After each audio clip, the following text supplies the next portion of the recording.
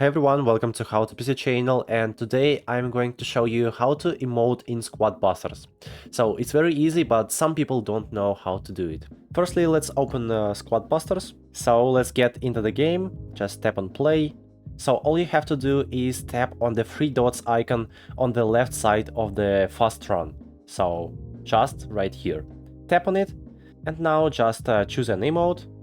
Let's select this one, and that's how you can easily emote in Squad Busters. And guys, I also want to show you how to change emotions in the game. So in the upper left corner of the screen, you can see your profile icon. Tap on it, and here you can see the emote deck field where you can customize your emotes. Just tap on the customize button, and to change your emotion, just tap on the emotion you want to change. Let's tap on the first one, and after that select the new emotion. So let's select this one, and that's all. That's how you can change your emotes. So guys, if this video was useful, don't forget to subscribe to my channel and leave your comment. Thank you, bye bye.